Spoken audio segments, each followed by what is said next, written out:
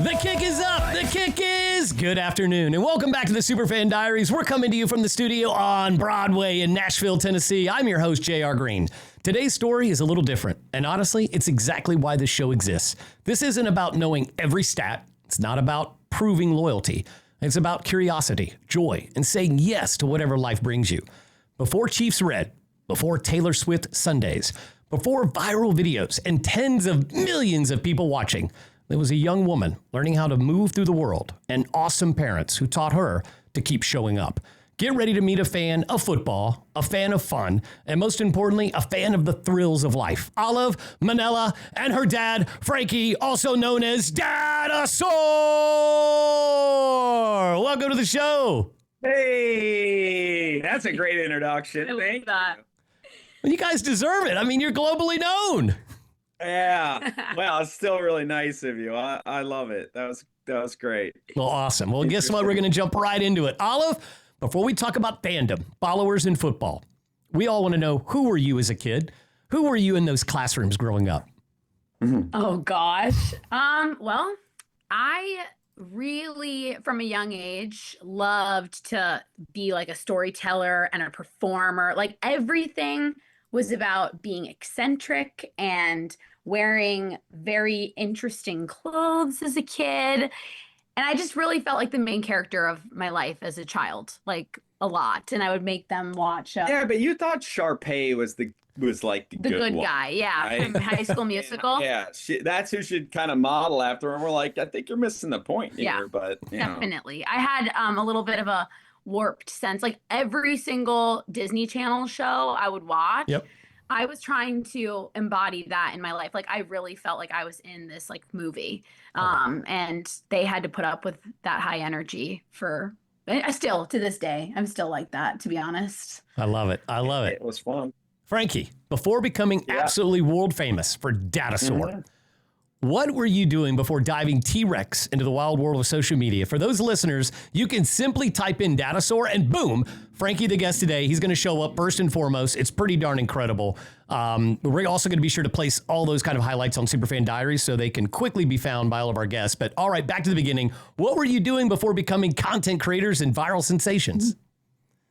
Well, you know, when you go back on that, right, Dadasaur existed long before it got on the internet, right? So that's a dad making their kids laugh, right? Making his kids. So, and I'll say this to you because people always ask, and it's a good time to talk about it. They're like, why did that start? Where did that start? How did Dadasaur come about? Yeah. And I say to people, it's one of these three things. One of them, you get to, I'm not going to tell you which, right? It's either I have some dinosaur DNA that activates, right? I was hypnotized, or a dad who promised his kids that if they ever ask for Dadasaur, he will always be there, right? Yeah. So there is no choice when it comes to Dadasaur, and as long as they were, I've been making them laugh, and it's rocket fuel. So that's what I was doing since they were little. But on another level, I'm an entrepreneur. I've done a lot of things. I have a couple of companies. I've done, roofing I opened a restaurant. I did a live improv show at that restaurant. Oh, wow. Kind of like Comedy Sports, if you know what that is, live with food and dance teacher. Dance. Yeah. They got into dance big time. So I was like, I got to figure this out. I mean, I used to break dance when I was little. Oh, my gosh. In Minneapolis, I'd have my cardboard and the boom box and all. And I went through, skateboarding phase, punk phase, all phases, Michael Jackson, everything. Did you have the Michael Jackson parachute pants? Did you have the parachute pants and the red jacket? Are you kidding me? Then I had a shirt with zippers. It was like black and it had zippers all over, and I had bandanas all over me. I got my style from. When my wife met me, man, I was trench coat, paisley shirt, eyeliner, freaking spiked hair, skateboard, and I was like, absolutely. I went all in on everything. Oh yeah. So that, and then as an adult, obviously a few different companies, did some stuff in the insurance restoration, but there's nothing more important than being a parent and a spouse, right? How did you find time? You're thinking about the entrepreneurial piece. How did you find time to be so involved with the family? Because it's hard to be running a restaurant, running a roofing company. It worked out really well. Yeah. No, it's a great question. And it's it's one of those things where life doesn't go the way you expect it to go, right? When you're young, and when we were first married, we were broke. Like, we had nothing. We were living in an apartment. We were cleaning cockroaches out of the hallways for rent. So it was not good. And then my wife got pregnant with Olive, and she had to quit her job. She was working at the University of Minnesota. She had a master's in epidemiology. So we're like, what do we do here? And then I had taken the LSAT plan to go to law school, but I got to sell some stuff, right? I got to make some money. So I started just selling siding and made a little bit of money doing that. So then I was like, all right, well, this is working for now. Let's just keep doing what we're doing. There was a interesting hailstorm in Minneapolis in 1998 that we started working off of. And then as a few years went by, it was like things started going well. We got successful. I got an IPO, all of that. But a private equity group came along and said, "Oh, let's help you out. Let me buy into the company, and we're gonna help you grow it. Take some money off the table. You'll have less risk." All of American dream right there. American dream. Sure. All right. So we did that, but as those things go, it didn't work out. We didn't get along. They didn't do what we expected. The company crashed very quickly. They took me out before it crashed, right? They just terminated my contract without cause and crashed. And then what happened was we kind of went to the bank and bought the company back. But at that point, I didn't want to grow it as big anymore. Right. So it was that moment that allowed me, that failure, if you will, in some respects, because we expected differently. That failure allowed me to look at it and say, this is the time where my kids are little. This is the time I have. These are the 10 years that are probably the most important. And I was able to manage life without having to really go there work-wise to a level where I had all kinds of mental issues, right? I had to go through therapy and all these things, to try and. So does everybody listening, everybody out there. All of that stuff, right? My wife's now a mental health therapist, but it's just the kids. We always talk about that. It's like, they look at that time and it's like, I'm sorry, we had our problems too. You know what I mean? Like, I don't know, so we were able to navigate that together, and it worked out. So that's why. I love it. I love it. All right, Olive. Answer. Oh, yeah, no, it's a great answer. All right, Olive, my guess is a big % of our listeners will know who you are. And I know my daughter had heard of you. And immediately she said, wow, Dad, that's a big deal. And just so you know, I'm feeling special right now to get a 14-year-old to even acknowledge me.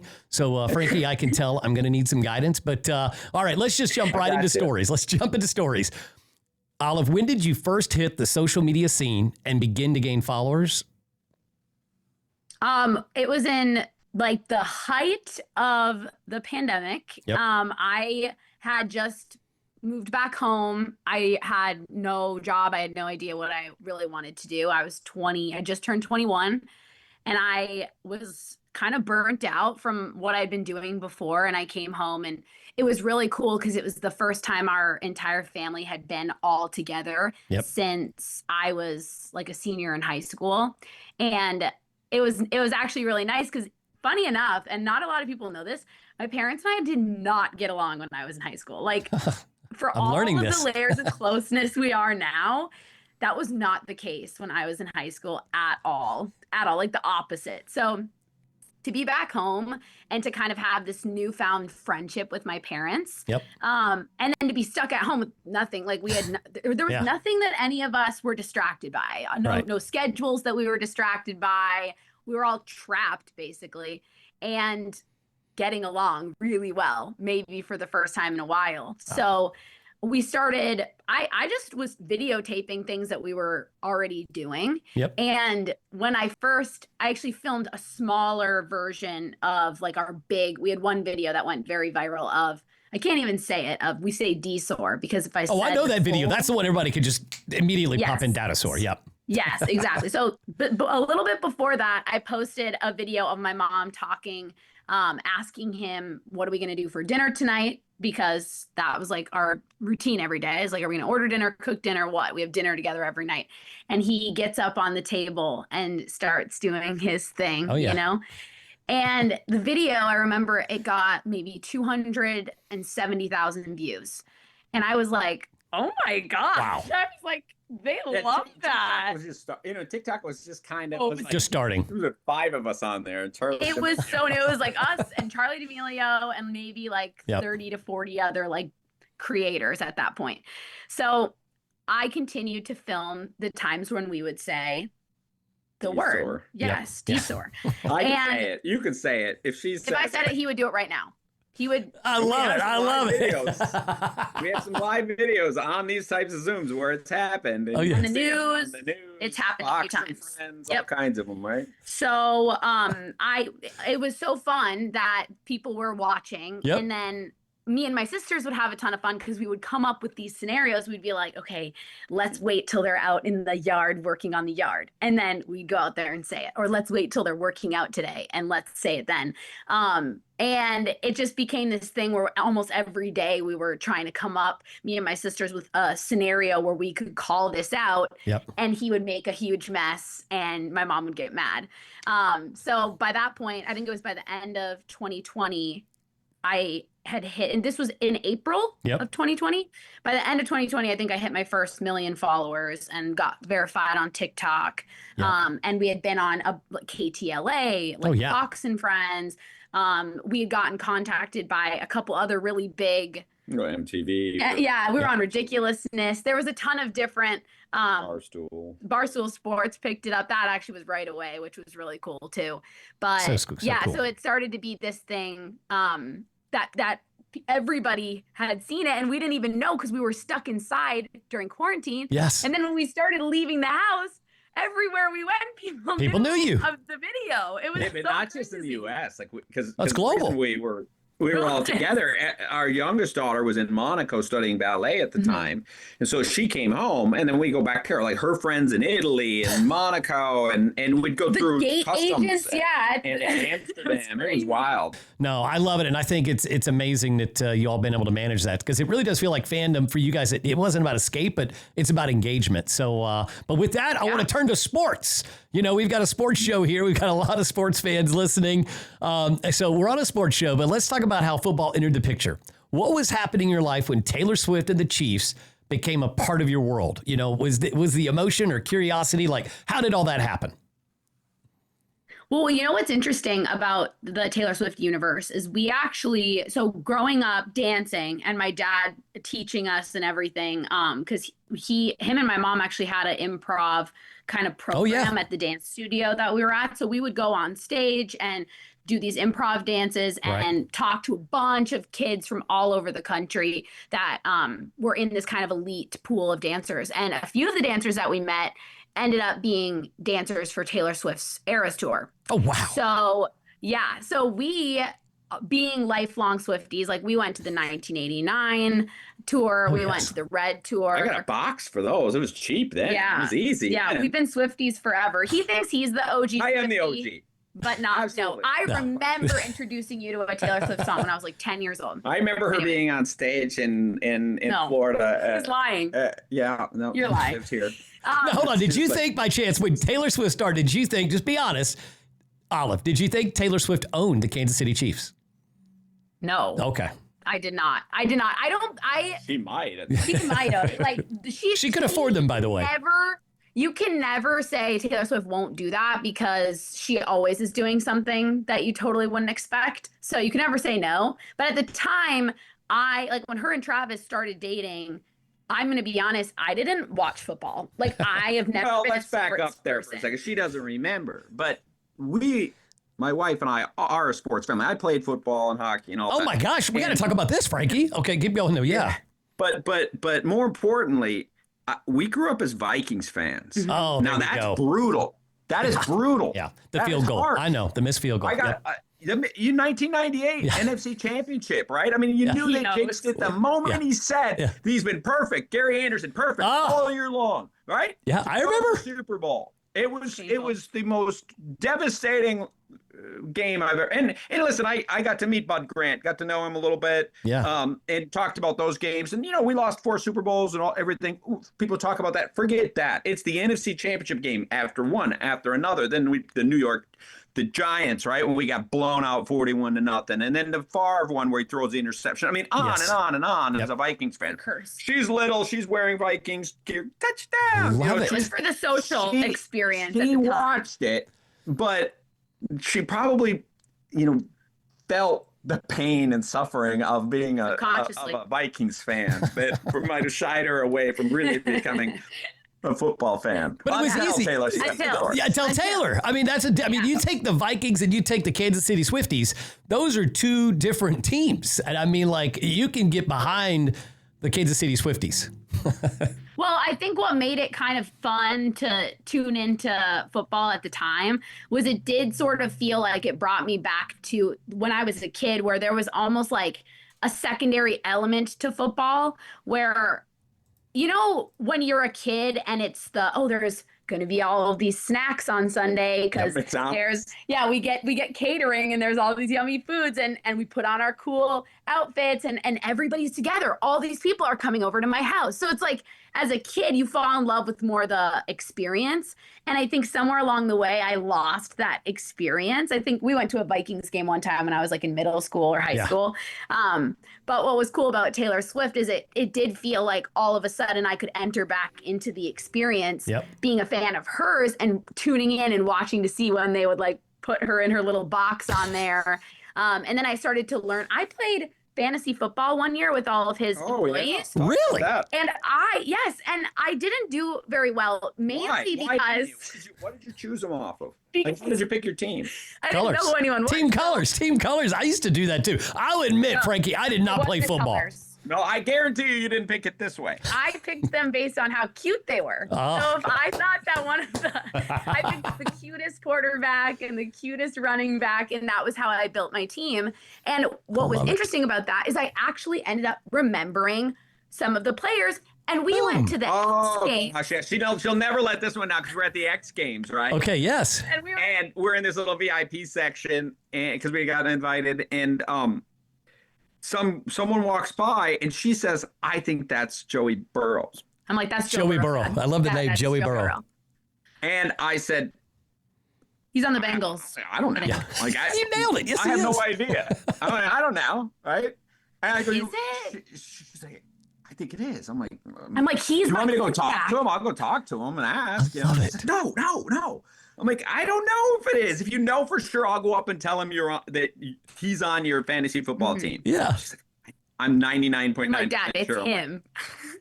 Whatever. Fine. You want me to or not? She's like, I don't know, because I don't know for sure. And he goes walking by and he's walking out and they're like, "Hey, Joey B!" People are yelling at him like, I was like, see? You missed the opportunity. I know football more than you. So without the Taylor Swift entry point, I probably wouldn't have played fantasy football that year. And I probably wouldn't have started to learn all of these things about football that I hadn't learned before. And now I'm lost. You should pick a different method, though. It didn't work. I mean, you know what? I'm gonna try something new. You need to, for March Madness, you might need to take that on because nobody can win March Madness. So it might work there. Yeah, I mean, just take it because nobody can pick those. But doing the Fantasy Football League by that is pretty darn amazing. All right, folks, that's the first quarter with Olive and Dadasaur. And time for a little break. We'll be right back. Now let's talk about a bigger question. What do you want this life to stand for? Olive, what do you hope people feel after spending 5 minutes on your page? Oh, wow. That's a great question. Honestly,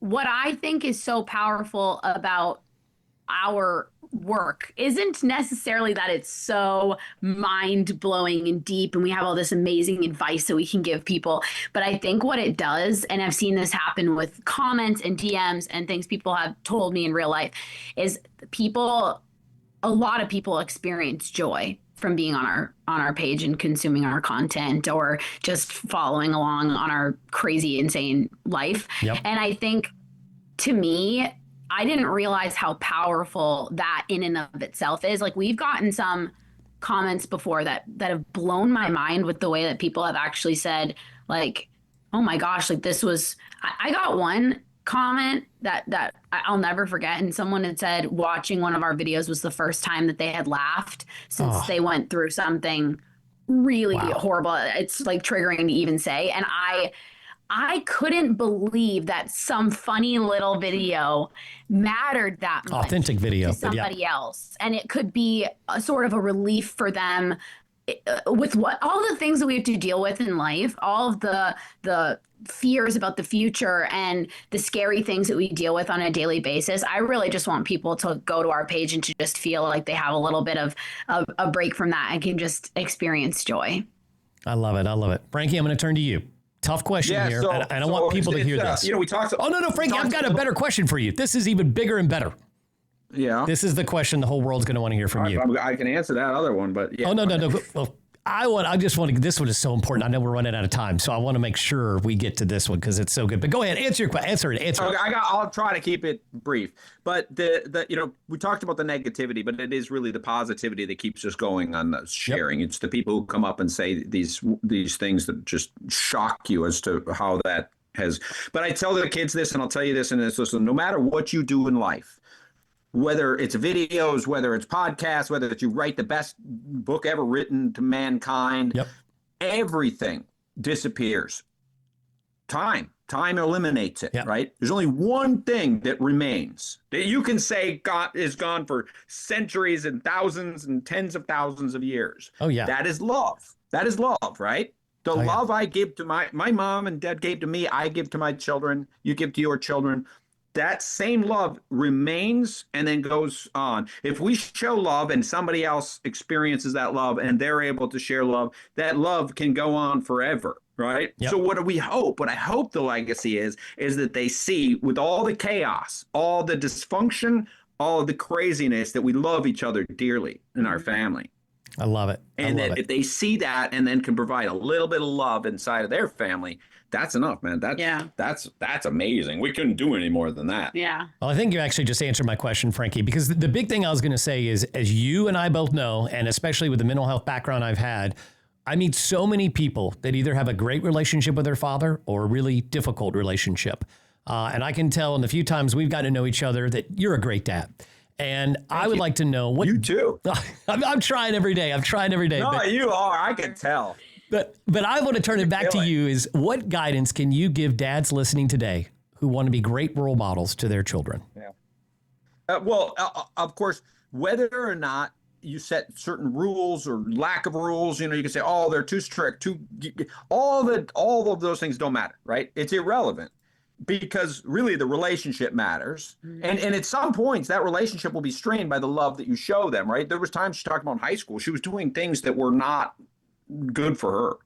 And that can then cause those issues. So I say to dads, I say, first play. Like you get so serious in life and it's just like, oh my gosh, and this and that. And I go, I wish I could do this. You know what? Nobody cares. Play. Have fun. I said, let's play animals. And they're like, what? It's like, play animals. I don't know. Do anything. Have fun because that relationship with your children and with your spouse, that's what matters. It's the relationship. That's play. Good I would say to parents. That is good guidance. That right there is what people need to hear. And speaking of play, it's now time for the Desert Fan Island. So we get to play a little bit. Well, let's do Each of you get to pretend you're on an island, all right? And, the Mannella Initiative or Arrowhead Stadium, Taylor Swift Stadium, whatever you want to call it.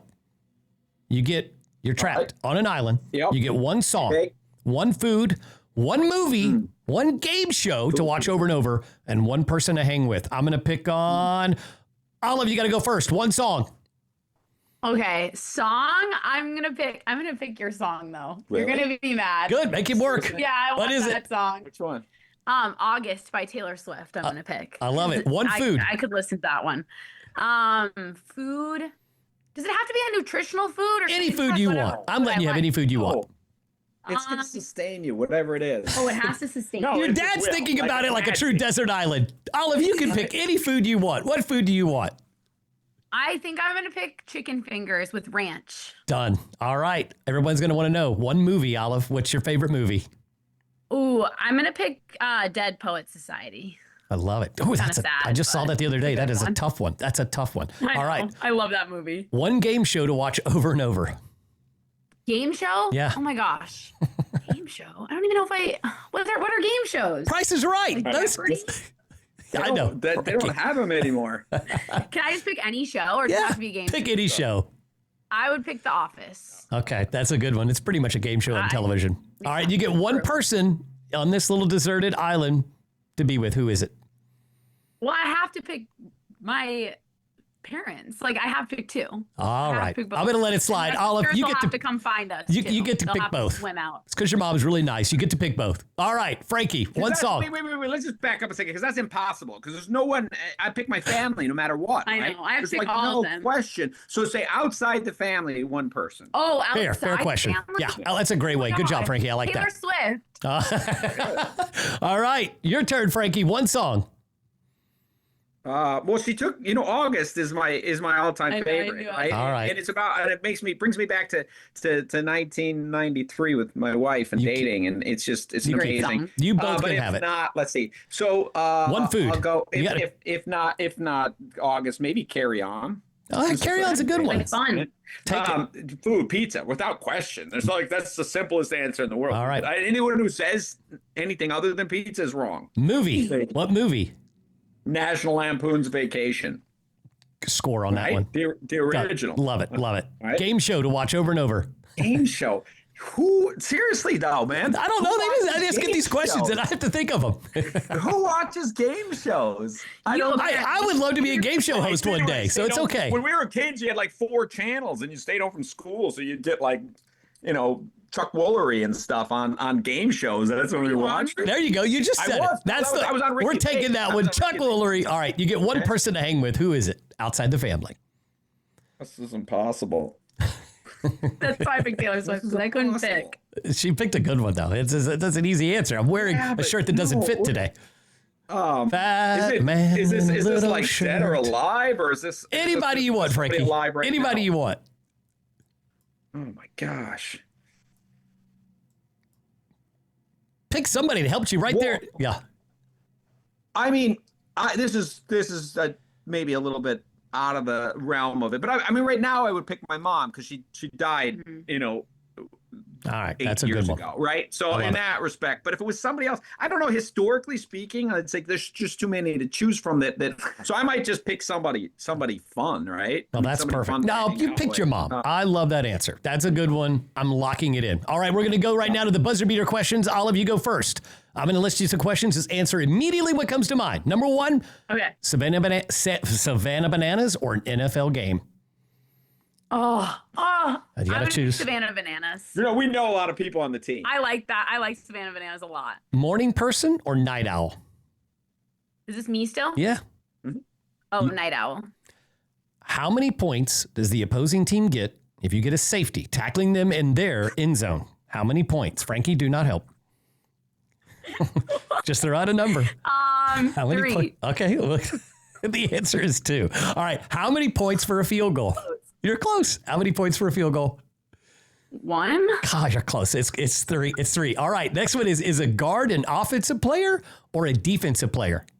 Defensive.